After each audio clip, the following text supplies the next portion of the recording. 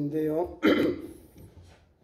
성경은 우리에게 지혜로운 사람, 믿음의 사람, 특별히 하나님께서 인정하는 사람을 뭐라고 하냐면 의인, 지혜로운 사람, 이렇게 구약의 잠언은 우리에게 정리해 주고 있습니다. 그 중에 특별히 오늘 말씀을 보면 11절, 어린 아이라도 바른 길 가면은 그 아이에게도 하나님께서 은혜를 주시는데 그 마음이 청결한 것을 나타냅니다. 11절 말씀 봐요. 아이라도 자기가 동작하는 것을 자기의 분명히 청결한 여부와 정직한 여부를 나타낸다. 어린 아이일지라도 말과 행동이 정직하게 청결하게 행동한다 그 말입니다. 어리석은 사람은 이걸 못해요. 우리가 아이들에게도 배울 것이 있죠. 배울 것이 있어요. 어른이라도 다 잘하는 게 아니거든요. 어른이라도 실수하고 어린 아이라도 본받을 게 있는 거예요. 아이들도 좋은 것, 바른 걸 마음에 이렇게 감동을 받으면 애들이 바르게 해요. 애들은요, 눈으로 보고 마음으로 깨닫는 그대로 가감없이 이야기를 하잖아요. 그래서 애들이 순전한 거예요. 애들이 그만큼 은혜로운 거예요. 어른들은 보고도 안 봤다고, 안 보고도 봤다고 거짓말을 해요. 마음이 좀 이래 상처가 와요. 아이들은 봤어요. 엄마가 그러지 말라고 그런다던데요. 그랬나? 엄마의 말을 듣고 말을 거짓말하는 거예요. 그게 참말하는 거지. 그러니까 아이들에게도 정직한 마음이 있다는 거예요. 그 마음은 청결한 것을 나타낸다는 거예요. 아이들도. 그러니까 아이들 무시하지 말라는 거죠. 아이들도 옳고 그름을 바른 것, 진실한 것, 나쁜 것, 부정한 것, 속이는 거 알아요. 그럼 바로 말해요. 그래서 교훈 또는 교육이 얼마나 소중한지 아이들을 교육하고 아이들 양육하는 게 쉬운 게 아니에요.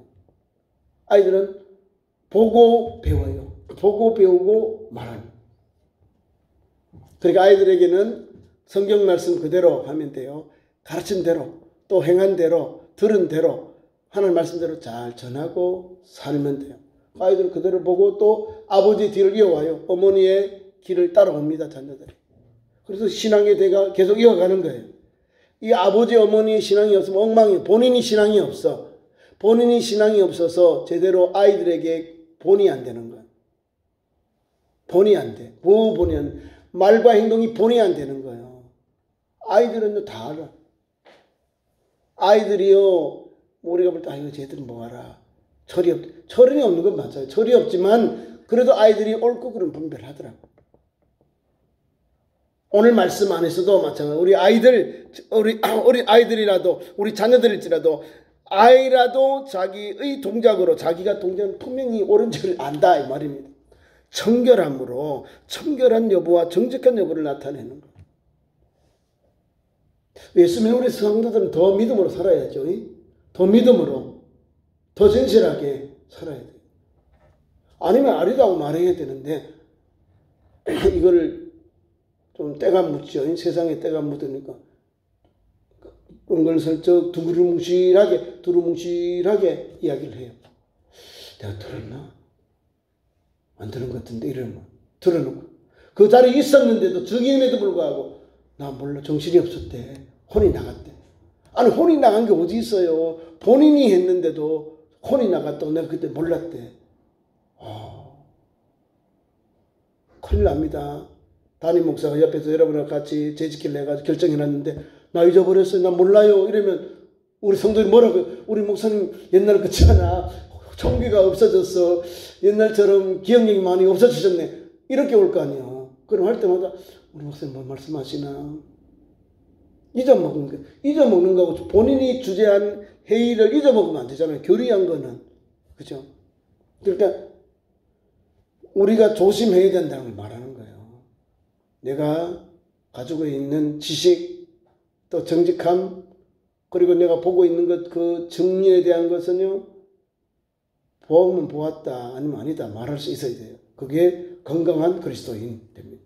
계속 말씀을 봅니다. 들는 귀와 보는 눈은 누가요? 다 여호와께서 지으셨다. 뭐라고요? 귀하고 눈은 바르게 정직하게 보고 말하고 하라 그 말입니다. 바르게 듣고 바르게 보고 말하고 행동하라 그 말씀이에요. 누가 지으셨기 때문에? 하나님이 지으셨기 때문에. 귀로는 많이 듣고 말로는 신중하게 말하는 거예요. 말을 다 들으면요 이게 분별이 돼요. 이 거짓말하고 바른 말하고 남을 속이는 말, 남에게 은혜로운 말 이게 다 들어와요. 들어보면 저 사람 왜 저렇게 말을 저렇게 하지? 이게 나온다니까요. 성경 말씀은 듣는 귀와 보는 눈을 통해서 하나님이 지으셨죠. 11절 말씀과 관련된 교훈이에요. 자신의 지체가 하나님으로부터 온 것을 깨닫고 지체를 정결하고 선하게 사용하라고 우리에게 권면하는 거예요. 많이 듣고 신중하게 말하는 거죠. 하나님께서 지었기 때문에. 정직하게 말하고 정직하게 말하고 바르게 보고 바르게 들어서 들은 바대로 말하고 또 내가 말하면 사람이 그건 파장이 일어났으면 좀 신중해요. 다 들었다고 말할 수 없는 거잖아요. 그래서 우리는 말의 신중함을 많이 듣는 사람 그만큼 조심해야 돼요. 누가 많이 들을까요? 담임 목사와 우리 신방하는 신방대원들 구역의 우리 구역장님들 셀 리더들이 신방하면 제일 많이 들어요. 제일 잘 알아. 그 가정의 길사 흉사 자녀를 다 알아요. 발설하지 말라는 거예요. 위하여 기도하는 담임 목사에게는 알려서 기도해 주세요 하고 알려주세요. 그 가정의 형편들 여러 가지 형편들 어려운 형편들 있잖아요. 그거는 기도하기 위해서 그 영혼들이 회복되기 위해서 그 영혼들을 위해서 사랑하는 마음으로 기도해 주는 거예요. 근데 이걸 막 이렇게 많이 들었다고 막 전해버리지 많이 막 다른 사람 전화하고 이러면 안 됩니다. 그게 또 상처가 오니까 그렇지 하지 마시고 하나님 앞에서 그런 신중하게 또 신실하게 말하고 듣고 말한 것을 그렇게 전하는 거죠. 선하게 그리고 온전하게 그렇게 사용하라. 우리 몸을 말하는 것 또 이웃과의 그런 삶 속에서 선하게 사용되는 도구 사람이 되라 그 말씀 주고 있는 겁니다. 13절 말씀은 잠자기를 좋아하지 말아라. 잠자기를 좋아하면 게을러 져요. 나중에 가난한 사람이 됩니다. 부지런한 사람은요 새벽에 일찍 일어나요. 일찍 일어나고 늦게 누워요. 수고의 떡을 먹는 성경의 가르침이에요. 성경에도 보면 아침에 일찍 나가는 우리 보면 제 3시 1시 3시 6시 9시 아침 9시에 나간 사람도 있어요. 제 1시 즉 말하면 이제 일을 얻기 위해서 인력 시장에 나갔는데요. 그 사람이 제일 먼저 가잖아요. 일찍 나온 사람, 부지런한 사람, 일을 해야 돼요. 일한 사람이 하루에 풍상을 받는 거예요. 자기 일한 양식을 얻는 거예요. 그걸로 보세요. 아무것도 없어요. 굶어 죽는 거예요. 일해야 하나님이 주신 은혜를 주는 거예요. 일하는 것이 행복이에요. 일하는 것 노동이 하나님 주신 선물이라는 걸 알고 해야 돼요. 성경에 사도 바울은 우리에게 뭐라고 교훈했냐면 일하지 아니하거든 먹지도 말아라 이런 거. 엄한 노동에 대해 말씀을 주고 있습니다. 땀 흘리고 수고하는 사람에게 하나님께서 주셨다는 거예요. 그래서 일하는 소에게는 앞에 이거 멍울을 메우지 말아라. 앞에 가지지 말아라. 일하는 손을 먹을 수 있도록 열어줘야 돼. 일하는데 왜 막아요? 그러니까 하나님께서 주신 대로 땀 흘리고 수고하고 열심을 붓고 하나님 주신 기업을 또 직장을 또 하신 사업을 일하고 충성해야 되는 거예요. 잠자기를 좋아하면 어떻게 할까요? 그 사람은 게으르지요. 그 사람은 불순성합니다. 성실하지 못합니다. 누가 그 사람을 따라가겠어요? 손가락질하지. 게으름을 삼가하고 우리에게 이 말씀은 게으름은 삼가하고 근면하고 성실하게 살아가라는 성경의 가르침입니다. 부지런해라. 성실하게 살아가라. 근면하며 살아가라고 우리에게 말씀을 주고 있습니다. 4절에도 이런 말씀을 주고 있습니다. 게으른 자는 가을에 밭 갈지 아니하나 거두을 때는 구별할지라도 얻지 못한다. 씨를 뿌리지 않는데 어떻게 수확을 거두고 열매를 거둡니까? 그래서 구별할지라도 얻지 못한다. 게으른 사람에게 이런 교훈을 주고 있는 거예요. 성경을 읽으면 은혜가 돼요. 부지런하자. 그리고 근면하자, 열심히 일하자, 이걸 나오는 거예요. 언제까지? 주님 부를 때까지 근신하고 근면하고 성실하고 주의 일을 하는 거예요. 사업 소일 해야 돼요.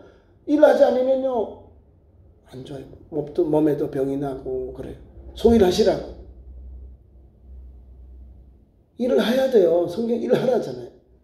내가 건강할까지 일하는 거예요. 진짜로 일할 수 없는 그런 때가 있으면 집에서 쉬고, 그 다음에 또 일 말고 또 있잖아요. 주의 일 하는 일들, 기도해주는 일들, 돌봐주는 일들, 여러 가지 할 수, 자꾸 일어내야 돼요. 일하는 사람에게는 일할 게 보여요. 봉사할 게 보여요. 사업에 눈이 띈 사람은요, 우리는 눈에 안 보이는데 사업이 보인다니까요. 그래서 일하는 거예요. 사업을 하는 겁니다. 우리나라에도 수많은 기업이 있죠. 대기업이 있고 막 기업이 많죠. 그 대기업의 핵심이요, 기도하는 사람들. 우리 잘 알듯이 현대가요, 서울에 가면은 감리교, 정동 제1감리교에 크게 출석한답니다. 세상 때는 정주영 회장님의 부인이 윤석중 권사님인데, 집사님 권사님 그 직분을 받았어요. 그 교회가 그러니까 우리로 말하면 이제 저거 중도식에 다 모여요. 그 대거룩 안에 그죠?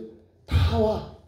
손자들 뭐 사손들 팔촌들 다 그 정동 제1감리교회 와서 예배드려요. 결혼도 거기에서 한답니다. 여러분, 하나님의 복이 어디서 올까요? 그 대기업을 경영하면서도 그 사람들은 기독교인이에요. 하나님 앞에 예배해요. 아니 수많은 사람들이 있지만은 그 사람들이 믿음의 척도 위에서 믿음으로 이렇게 땀 흘리고 수고하는 거예요.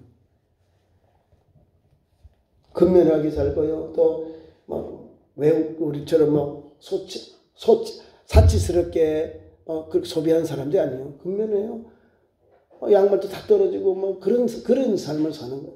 그런데 일할 때, 뭐 투자할 때는 아주 집중적으로 투자해서 그렇게 오늘의 대한민국의 대기업이 되어 있는 겁니다.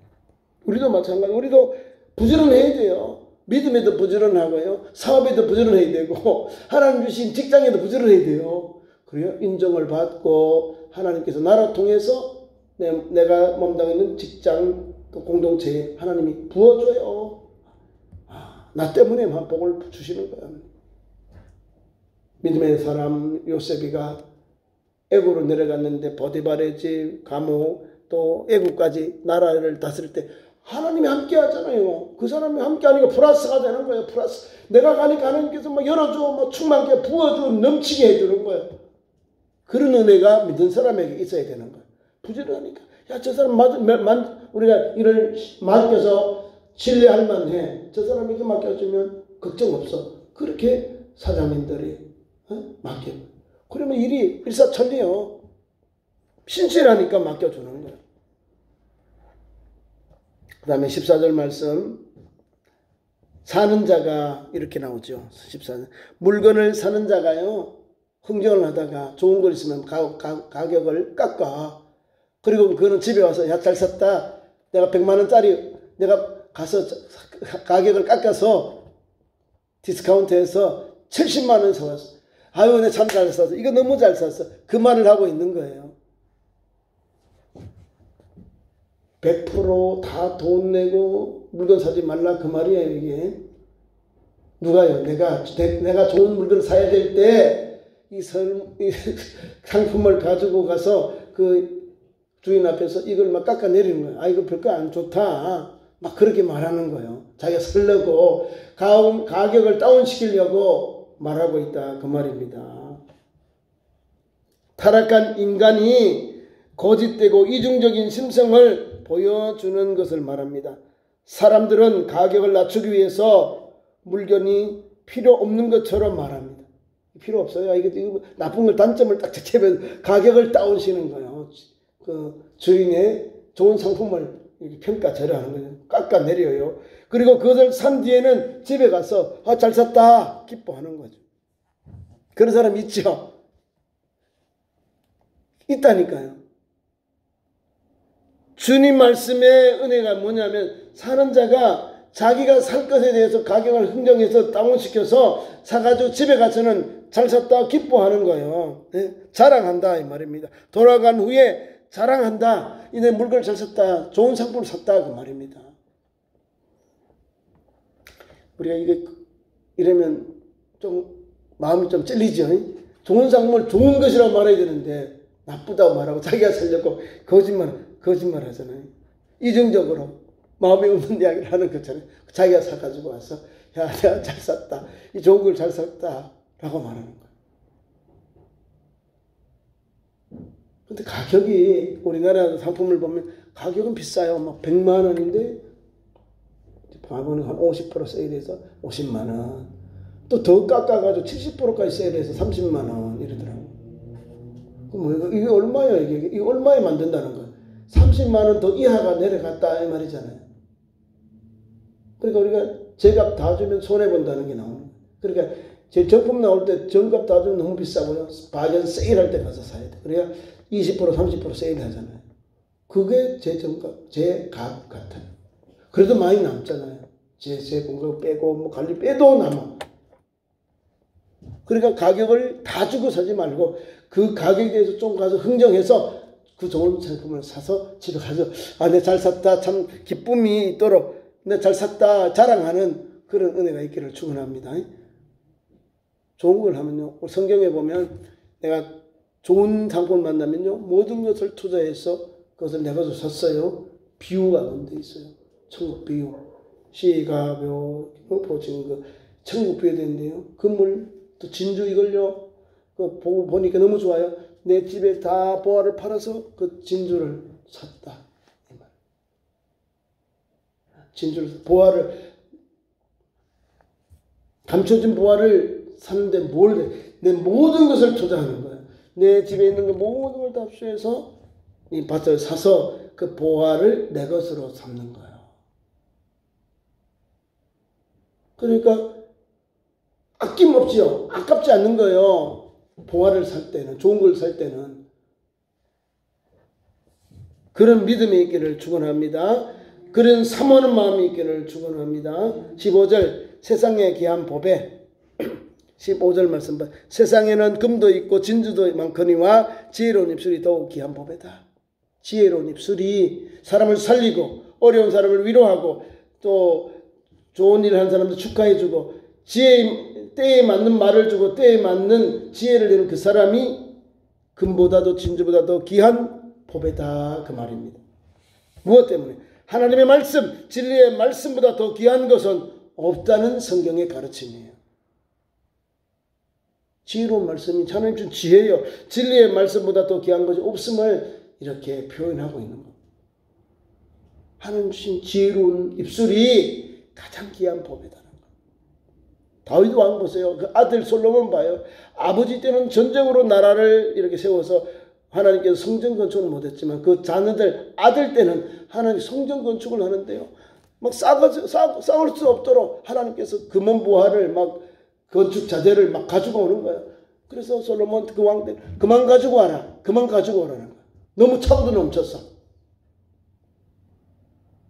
하나님께서 열어주면요. 물건도 충만하고 넘쳐나요. 뭐예요? 지혜의 왕이잖아요. 지혜가 뭐죠? 지혜의 왕이 가지고 있는 하나님의 진리의 말씀으로 다스리고 통치하고 전쟁하니까 사람들이 몰려오는 거예요. 태평성대가 오는 거죠. 지혜의 입술의 말씀. 지혜의 입술로 하나님께서 은혜를 받으니 금보다도 진주보다도 더 귀한 보배가 거기에 있는 거예요. 그 다음에 16절 타인을 위하여서 이렇게 했죠. 타인을 위하여 그렇죠. 타인을 위하여 보증는 사람은 옷을 취하고 보증선자의 옷을 취한다. 빼앗긴다 이 말입니다. 두 번째는 외인. 또 두 번째는 외인입니다. 외인들을 위해서 보증선자는 그의 몸을 볼모로 잡혀간다. 몸이 우리만 종으로 잡혀간다. 이 말. 볼모로. 그러니까 보증 서지 말아라. 강력한 내용. 내 것을 하든지 남의 것을 하든지 보증은 서지 마세요. 강력한 내용입니다. 여기도 타인이나 이 말은 의인이다 이 말이면 타인 의인을 말하는데 잘 알지도 못하는 낯선 사람에게, 즉 본 말씀은 아무 근거도 없는 잘 알지 못하는 사람에게 무분별하게 보증을 서는 성급한 사람, 그런 자가 있습니다. 그런 성급한 자가 당할 큰 수치와 어려움을 우리에게 경고하는 거예요. 이렇게 이렇게 또 너의 몸을 저당 잡힐 것이다. 그렇게 당할 것이다. 볼모로 잡힐 것이다. 말씀을 주는 거예요. 옷을 그렇게 또 저당 잡히고, 또 하나 올려서 내 몸까지 또 잡혀가 보세요. 가장 어려움을 당하는 모습을 말하는 겁니다. 17절, 경영은 의논함으로써 성취하나니 지략을 베풀고 전쟁할지니라. 경영은 이랬죠. 경영은 17절 말씀 보겠습니다. 속이고 취한 음식물은 사람에게 맛이 좋은 듯하나 결국에는 뭐요? 모래를 가득하게 된다. 입에 모래가 가득하게 된다. 이 말. 속이고 취한 것 달아요? 안 닿습니다. 입에 모래를 씹는 것 같다. 맛이 없는 게 아니라 그것은 악이다, 나쁜 것이다, 그 말입니다. 속이고 취한 식물, 불법으로 얻은 재물, 이런 재물은 결국 자신에게 뭘 준다고요? 고통을, 아픔을 준다, 그 말입니다. 근데 사람들은 이런 말을 해요. 속이고 취한 게 맛은 없어요.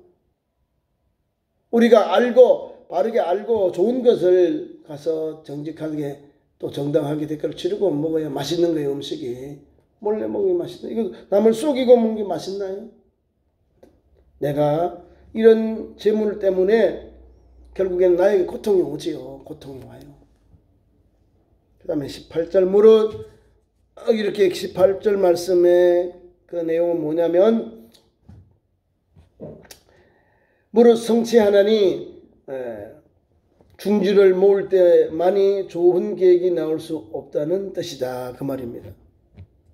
경영은 의논함으로 성취하나니 지략을 베풀고 전쟁할지니라. 의논해야죠. 경영할 때는 의논, 함께 지혜를 모아서 경영하고, 전쟁할 때도 지략을 베풀고 전쟁해. 지혜와 모략을 모아서 계략을 모아가지고 전쟁해야 돼요. 안 그러면 집니다. 백전백패합니다. 우리나라도 작게 해서 501호, 5018, 50으로 작전 계획해서 우리나라도 전쟁 시나리오가 있어요. 작게라고 하는데, 미군하고 대한민국이 이제 북한이 쳐들어오면 이제 작전이 있어요. 다 작전이 있는 거예요. 또 북한에서 이걸 알고 하면은 또 바꿔요. 싹 다 바꿔요. 바꿔가지고 해요. 다 지혜롭게 지혜를 모아고, 모략을 모아서 좋은 책략을 모아가지고 국가의 전쟁에 대비하는 거예요. 지금도 해요. 그렇게 합니다. 교회는 뭐를 할까요? 1년에 연말에 우리 연말 교회 목회기를 세워서 이렇게 세워서 이런 교회 목회를 합니다. 그렇게 해야죠. 그 다음에 19절, 돌아다니면서 한담하는 사람 있죠. 조심하라, 그 말입니다. 돌아다니면서 끝에 없이 남에게 나쁜 말을 옮겨요. 그런 사람들, 말을 옮기는 사람을 좋게 말 안 하지, 우리가. 돌아다니면서 입방아뜯는 사람, 남의 말하기를 좋아하는 사람을 성경이 이렇게 말하고 있습니다. 입술을 벌린 자는 아무 실욕도 없는데 험한 말을 많이 하는 사람을 말합니다. 혼담하는 자, 입술을 벌린 사람입니다. 여기 보면 돌아다니면서 혼담하는 자는 남의 허물을 누설하고, 남의 누움을 누설한다는 것은 까발리고 다 알려버리고 누설. 그 다음에 입술을 벌린다는 사귀지 말지라. 입술을 벌린 사람, 아무 실력도 없는데 허망한 말을 하는 사람, 그런 사람들하고도 이렇게 하지 말아라. 이런 사람들을 따르지 말아라. 아무 실속도 없이 허망한 말을 많이 하는 자도, 남의 말을 하기 좋아하는 사람도 경계해라. 그 말씀을 우리에게 주고 있는 겁니다. 말씀을 20절에 맺습니다. 20절. 그리고 자기 아버지와 어머니를 저주하는 자는 아버지 어머니의 말씀을 경히 여기는 자는 이 말이겠죠. 부모에게 불효하는 자에게 이 말 형벌이다. 부모 공경은 십계명에서도 가르치고 있습니다. 성경은 바로 이런 신앙을 이유해서 성경 불효자는 엄히 다스리고 있다. 그 말씀을 줍니다. 그래서 오늘 20절 말씀의 끝에 그는 등불이 흑암 중에서 꺼짐을 당하리라. 불을 비춰야 앞을 나가고 앞을 나갈 때인데 등불이 어떻게 해요? 흑암 중에 꺼짐을 당한다. 앞으로 못 나가서 그 흑암 중에 그 등불이 흑암 중에 꺼져 버린다는 거죠. 흑암 중에 꺼져 버린다. 어디로 갈지를 모르는 거예요. 흑암이다. 캄캄하다 하는 거죠. 부모 공경은 축복의 통로고 등불이 흑암이 아니라 밝은 대낮같이 하나님 열어주는 거예요. 대로를. 부모 공경하는 자. 잘 되고 장수하리라. 땅에서 잘 되는 거예요. 주 안에서 내 부모를 공경하라. 성경 말씀이 가르친 교훈은요. 최고의 하나님의 말씀이고 계명입니다. 하나님 섬김 다음에 부모 공경이 제일 먼저예요. 10계명 중에 5번째 계명이 바로 내 부모를 공경하는 거예요. 제일 먼저. 하나님 주신 복의 근원은 부모 공경에 있습니다. 아버지 어머니의 말씀을 듣는 그 가정, 그 자녀가 하나님의 주신 대대로 내려가는 믿음의 유산의 복을 받는 거예요. 이삭과 그 이스마엘 있잖아요. 이삭, 이스마엘. 아니, 그 위에 때가 있죠. 이스마엘과 이삭. 이 때에도요, 이삭은 그냥 아버지 어머니를 잘 섬겨요. 이스마엘도 아버지 어머니를 잘 섬기는데 그 며느리들이 못 섬겼대요. 이스마엘의 며느리들이. 그래서 하나님 복이 확증이 되는 거예요. 아버지가 최선을 다해서 어머니를 또 사랑하고 한 걸 봤잖아요, 이삭이. 그러니까 자기도 그렇게 하는 거예요. 60세에 리브가를 만나서, 네? 40세에 리브가를 만나서 60에 아이를 낳습니다. 쌍둥이. 어머니가 세상 떠나고 하나님께서 가정을 이루어주게 하셨거든요. 그러니까 어머니가 살아있을 때는 어머니에게 그 사랑받는 아들 이삭. 그리고 어머니 세상 떠나서는 20년 만에 하나님께서 가정에 자녀를 주는 쌍둥이를 주셔서 그 아이들이 믿음으로 잘 자라서 아버지 어머니 사랑 각각 어머니 아버지 대리했었지만 하나님의 은혜가 거기에 있는 거예요. 믿음으로 아버지 공경, 어머니 공경하라는 거예요. 오늘도 말씀의 핵심이 끝에 있는 거예요.